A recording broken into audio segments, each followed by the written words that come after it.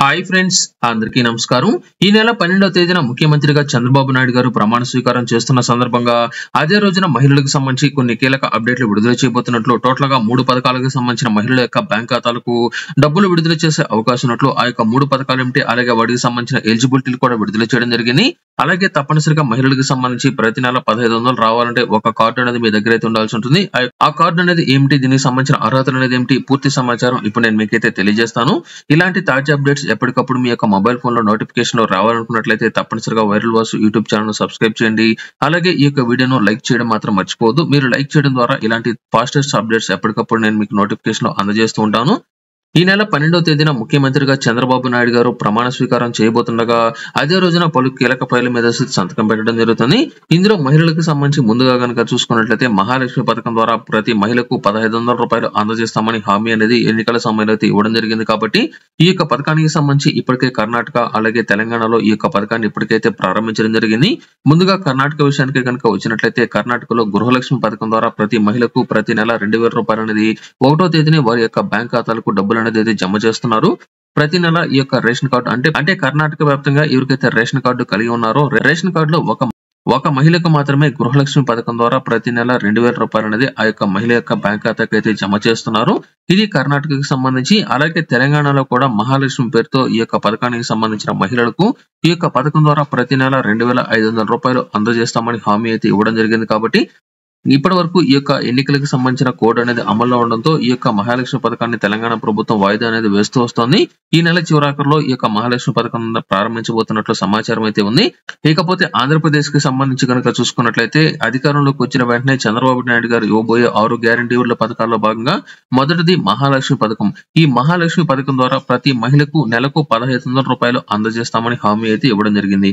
ఈ 1500 రూపాయలకి ముఖ్యంగా కనుక చూసుకున్నట్లయితే గత ప్రభుత్వం హయాంలో చాలా వరకు మహిళలకు సంబంధించి బీసీలకు ఒక పథకం, ఎస్సీలకు ఒక పథకం, ఎస్టీలకు ఒక పథకం, అలాగే అగ్రవర్ణ కులాల్లోని పేద మహిళలకు ఒక పథకం, ఈ విధంగా పథకాలు అనేది అంటే టోటల్ గా 5-6 పథకాలు అనేది విడతల వారీగా ఈ యొక్క పథకాలు అనేది అయితే ప్రారంభించడం జరిగేది. ఇప్పుడు తెలుగుదేశం పార్టీ అధికారంలోకి వచ్చింది కాబట్టి గత ప్రభుత్వం హయాంలో ఈ యొక్క కమ్యూనిటీల వారికి అంటే కులాల వారీగా ఉన్న పథకాలు మొత్తాన్ని కలిపి మహాలక్ష్మి పథకం ద్వారా అన్ని కులాల వారికి ప్రతి నెల 1వ తేదీన 1500 రూపాయలు అనేది మహిళ యొక్క బ్యాంక్ ఖాతాకి అయితే వేయడం జరుగుతుంది.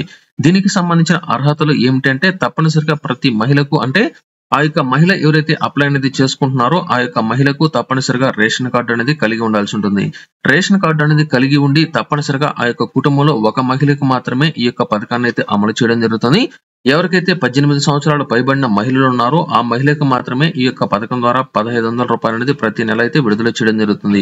అయితే దీనికి సంబంధించి ముఖ్యంగా ఎలిజిబిలిటీలో మరొక అప్డేట్ ఏమిటంటే మహిళలకు సంబంధించి తప్పనిసరిగా వారికి 18 సంవత్సరాలు ఉన్నాయా లేదా అనే విషయాలను వెరిఫై అనేది చేయడం కోసం తప్పనిసరిగా ఆధార్ అప్డేట్ హిస్టరీ మీరైతే ఇవ్వాల్సి ఉంటుంది. ఈ ఆధార్ అప్డేట్ హిస్టరీలో మీరు ఏదైనా సరే మీ యొక్క వయసు అనేది మార్చుకున్నా, వయసు అనేది లేకపోయినా, వయసు అనేది ఉందని లేకపోతే వివిధ కారణాల వల్ల ఎవరైనా సరే మార్చుకున్నట్లు గుర్తించినట్లయితే వారందరికీ ఈ యొక్క పథకాన్ని అయితే తొలగించడం జరుగుతుంది. 18 సంవత్సరాలు వచ్చిన వారు ఎవరైతే ఉన్నారో అటువంటి వారందరికీ మహాలక్ష్మి పేరుతో ప్రతి నెల 1500 రూపాయలు అనేది నేరుగా వారి యొక్క బ్యాంక్ ఖాతాలకు వేసే అవకాశం అయితే ఉంది. ఇది మొదటి అప్డేట్. ఇకపోతే రెండో అప్డేట్ ఏమిటంటే మహిళలకు సంబంధించి తల్లికి వందనం.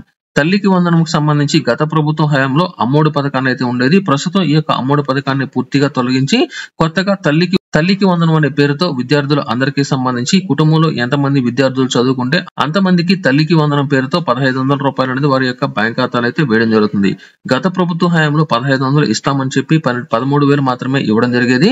ఇప్పుడు ప్రభుత్వం ఏం చేసిందంటే కుటుంబంలో ఎంతమంది విద్యార్థులు చదువుకుంటే అంతమందికి అమ్మఒడి లేదా తల్లికి వందనం పథకం ద్వారా 15,000 రూపాయలు అనేది అందజేస్తామని అయితే తెలియజేశారు. అంటే ఒక విద్యార్థి చదువుకున్నా, 2 విద్యార్థులు చదువుకున్నా, ఎంతమంది చదువుకుంటే అన్ని 15,000 రూపాయలు అనేది నేరుగా తల్లి యొక్క బ్యాంక్ ఖాతాకి అయితే జమ అనేది చేయడం జరుగుతుంది. దీనికి సంబంధించి ఎటువంటి అర్హతలు అనేది ఉంటాయనే దానికి సంబంధించి త్వరలోనే ఒక అప్డేట్ అయితే మనకైతే రావడం జరుగుతుంది. ప్రస్తుతానికి మాత్రం గత ప్రభుత్వ హయాంలో ఏదైతే ఎలిజిబిలిటీస్ అనేవి ఉన్నాయో ఈ యొక్క అన్ని రకాల ఎలిజిబిలిటీలు వీరికైతే రావడం జరుగుతుంది. ఇకపోతే ఈ 2024-2025 విద్యా సంవత్సరానికి సంబంధించి విద్యార్థులకు కొన్ని కీలక నిర్ణయాలు అయితే తీసుకోబోతున్నట్లు విద్యార్థులకు సంబంధించి కొన్ని రూల్స్ అయితే అందుబాటులోకి అయితే రావడం జరుగుతుంది. ఇందులో ముఖ్యంగా ప్రతి విద్యార్థికి పెన్ అనే ఒక ఐడి నంబర్ అయితే కేటాయించడం జరుగుతుంది. అంటే పర్మనెంట్ ఎడ్యుకేషన్ నంబర్ అంటే ఈ యొక్క విద్యార్థికి సంబంధించి ప్రస్తుతం ఆధార్ కార్డు నంబర్ ఏదైతే ఉందో ఇదే ఆధార్ కార్డు నంబర్ తరహాలో ప్రతి విద్యార్థికి ఒక ఐడి నంబర్ అనేది కేటాయించడం జరుగుతుంది.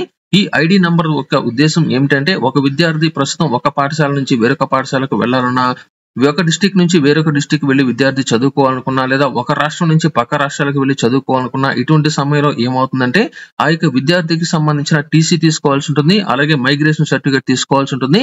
ఇటువంటి సమయంలో ఇబ్బందులు ఎదురవుతున్నాయనే ఉద్దేశంతో ప్రతి విద్యార్థికి సంబంధించి ఒక పెన్ ఐడి నంబర్ ని కేటాయించబోతున్నట్లు, ఒకవేళ ఒక విద్యార్థి ఒక పాఠశాల నుంచి వేరొక పాఠశాలకు వెళ్తున్నా లేదా ఒక కాలేజీ నుంచి వేరొక కళాశాలకు వెళ్తున్నా అక్కడ ఏదైతే కళాశాలలో చదవబోతున్నారో ఆ యొక్క కళాశాలలో ఈ యొక్క ఐడి నంబర్ కనుక తెలియజేసినట్లయితే వెంటనే ఆ యొక్క విద్యార్థి గతంలో ఎక్కడ చదవడం జరిగింది అనే విషయాలు అన్ని రావడంతో పాటు పాత కళాశాల లేదా స్కూల్ ఎక్కడైతే ఉంటుందో ఆ యొక్క స్కూల్ కి ఒక రిక్వెస్ట్ అనేది వెళ్ళడం జరుగుతుంది.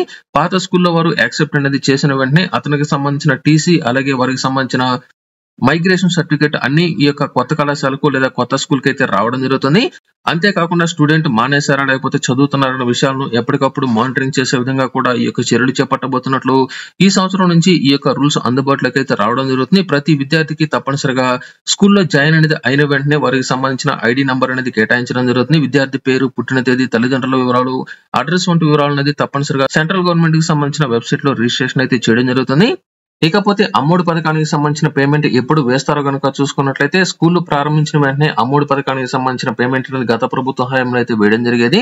అయితే ఇక్కడ చూసుకున్నట్లయితే ప్రస్తుతం జూన్ 21వ తేదీన విడుదల చేయాలని గత ప్రభుత్వంలో నిర్ణయాలు అయితే తీసుకోగా ప్రస్తుతం ప్రభుత్వం మారడంతో ఈ యొక్క పథకానికి సంబంధించిన పేమెంట్ అనేది వచ్చే నెలకు వాయిదా పడే అవకాశం అయితే ఉంది. దీనికి సంబంధించి త్వరలోనే మరొకసారి రిజిస్ట్రేషన్ అంటే ప్రస్తుత ప్రభుత్వం వచ్చింది కాబట్టి దీనికి సంబంధించిన అర్హతలు అనేది మారుస్తారా లేకపోతే పాత విద్యార్థులకు సంబంధించి ఎటువంటి నిర్ణయాలు అయితే తీసుకోబోతున్నారు, అలాగే కొత్తగా రిజిస్ట్రేషన్ అనేది చేయాలి కాబట్టి వీటన్నిటికి సంబంధించి స్కూల్ అనేది ప్రారంభించిన వెంటనే కొత్త విద్యార్థులు అందరికీ సంబంధించిన రిజిస్ట్రేషన్ అనేది ప్రారంభించిన వెంటనే వారందరికీ సంబంధించి వెరిఫికేషన్ ప్రాసెస్ అనేది పూర్తి చేసి అమ్మఒడి పథకం లేదా తల్లికి వందనం పేరుతో విద్యార్థులకు సంబంధించి ఎంతమంది చదువుకుంటే అనేది తల్లి యొక్క బ్యాంక్ ఖాతాకి అయితే జమ చేయడం జరుగుతుంది. ఇకపోతే మరొక అప్డేట్ ఏమిటంటే ఈ నెల 12వ తేదీనే ఈ యొక్క ఉచిత బస్సు ప్రయాణాన్ని కూడా ప్రారంభించబోతున్నట్లు సమాచారం అయితే రావడం జరిగింది. రాష్ట్ర వ్యాప్తంగా మహిళలు ఎవరైతే ఉన్నారో ఆ యొక్క మహిళలు అందరికీ సంబంధించి వయసుతో సంబంధం అనేది లేకుండా వారి యొక్క ఆధార్ నంబర్ కనుక తెలియజేసినట్లయితే అటువంటి వారందరికీ సంబంధించిన 0 బిల్లుతో ఈ యొక్క అంటే 0 బిల్లుతో ఈ యొక్క ఆర్టీసీ బస్సుల్లో టికెట్లు అనేది అయితే అందజేయడం జరుగుతుంది. దీనికి సంబంధించి తప్పనిసరిగా ఆధార్ కార్డు అనేది మీరైతే కలిగి ఉండాల్సి ఉంటుంది. అది కూడా ఆంధ్రప్రదేశ్ కి చెందిన వారికి సంబంధించిన ఆధార్ నంబర్ అనేది కలిగి ఉండాల్సి ఉంటుంది. అప్పుడు మాత్రమే మీకు ఉచిత బస్సుకు సంబంధించిన టికెట్ అనేది ఉచితంగా మీకైతే అందజేయడం జరుగుతుంది. ఈ యొక్క టికెట్ అనేది తీసుకునే సమయంలో మీకు సంబంధించిన ఆధార్ కార్డు కనుక చూపించినట్లయితే తప్పనిసరిగా మీకు ఉచితంగా ఈ యొక్క టికెట్ మీకైతే అందజేయడం జరుగుతుంది. ఇది కూడా ఈ నెల 12వ తేదీ నుంచి అందుబాటులోకి రాబోతున్నట్లు సమాచారం అయితే రావడం జరిగింది. రాష్ట్ర వ్యాప్తంగా ఏదైతే ఆర్డినరీ బస్సులు ఉన్నాయో ఆ యొక్క ఆర్డినరీ బస్సుల్లో మహిళలందరికీ సంబంధించి ఉచిత బస్సు ప్రయాణాన్ని కల్పిస్తామని గతంలోనే ఈ యొక్క అప్డేట్ అనేది మనకు ఈ యొక్క 6 గ్యారంటీ పథకాల్లో ఇవ్వడం జరిగింది. కాబట్టి రాష్ట్ర వ్యాప్తంగా మహిళలందరికీ సంబంధించి తప్పనిసరిగా ఉచిత బస్సు ప్రయాణం అయితే కల్పించడం జరుగుతుంది.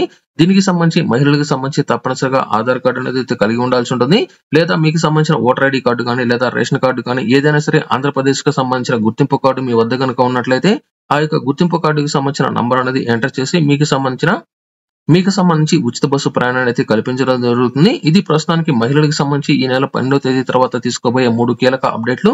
వీటితో పాటు కూడా మరికొన్ని పథకాలు కూడా ఉన్నాయి. అయితే అవి వేరే ఉన్నాయి. ప్రస్తుతానికి మాత్రం మహిళలకు సంబంధించి పేమెంట్ అనేది వచ్చే పథకాలు మాత్రం ఈ 3 మాత్రం మనకైతే అందుబాటులోకి అయితే ఉన్నాయి. ప్రస్తుతానికి ఇవి త్వరలో మరికొన్ని అప్డేట్లు మీకైతే తెలియజేస్తాను. ఈ వీడియో మీకు నచ్చినట్లయితే లైక్ చేయండి, షేర్ చేయండి. అలాగే viral Vasu YouTube channel subscribe చేయడం మాత్రం మర్చిపోవద్దు.